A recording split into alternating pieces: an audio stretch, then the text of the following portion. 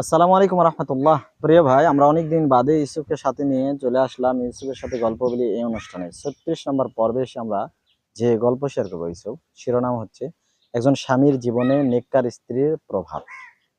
প্রখ্যাত তাবি বিদ্বান হাসান বসরি রহিমাল্লাহ, যার জন্ম 21 হিজরিতে আর মৃত্যু 110 হিজরিতে, তিনি বলছেন যে আমি একবার মক্কায় গেলাম, একটা বাজারে গেলাম, গিয়ে দেখলাম যে বাজারের মধ্যে একজন বিক্রেতা কাপড় বিক্রি করতেছে। তো আমি কাপড় ক্রয়ের জন্য তার সামনে দাঁড়ালাম। তো দেখলাম সেই লোকটা প্রচন্ড তাকে তার কাপড়ের প্রশংসা করতেছে, মিথ্যা প্রশংসা করতেছে, সেটা বোঝাই যাচ্ছে।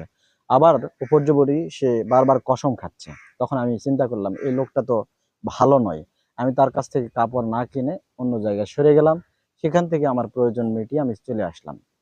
এরপরে 2 বছর পর আমি আবারও গেলাম, গিয়ে আবারও ওই বাজারে গিয়ে দেখি সেই ব্যক্তিটি এখনো কাপড় বিক্রি করতেছে। তবে সে আগের মতো আর কাপড়ের ভূয়সী প্রশংসা করতেছে না, মিথ্যা কসম খাচ্ছে না, একেবারে শান্ত অবস্থায় দাঁড়িয়ে আছে।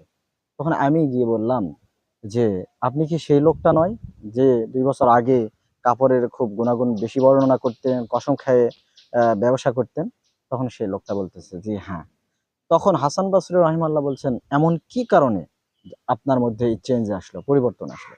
তখন সেই ব্যক্তি বলতেছে 2 বছর আগে আমার যে স্ত্রী ছিল সে নেককার ছিল না, আমি যেটুকুই উপার্জন করে নিয়ে যেতাম সে তাতে তুষ্ট হতো না। সে আমাকে বারবার বেশি রোজগারের জন্য তাগিদ দিত, আর আমি বেশি রোজগার করার জন্য মিথ্যার আশ্রয় নিতাম। এরপরে সে স্ত্রী মারা গেছে, আমি আরো একজনকে বিবাহ করেছি, সেই স্ত্রীটা নেককার। আমি যখনই সকালবেলা করে এই দোকানে আসি তখন আমার কাপড়ের প্রান্ত ধরে আমার স্ত্রী আমাকে বলে, স্বামী গো, আপনি খবরদার আল্লাহকে ভয় করবেন, হারাম উপার্জন আমাদেরকে খাওয়াবেন না। যদি কামাই করে নিয়ে আসেন অল্প, তাতে আমরা তুষ্ট থাকব, যদি নাও নিয়ে আসেন তাহলে চরকায় সুতা কেটে আপনার সাহায্য সহযোগিতা করব, তবুও আপনি হারাম পথে পা বাড়াবেন না। এই কথা আমার স্ত্রীর, বর্তমান স্ত্রীর। এজন্য আমি আর কসমও খাই না, আর কাপড়ের অতিরঞ্জিত প্রশংসাও করি না। আল্লাহ একবার। এসব কি বোঝা গেল? একজন স্ত্রী একজন মানুষের জীবনকে কিভাবে পরিবর্তন করে দিচ্ছে, তাই না?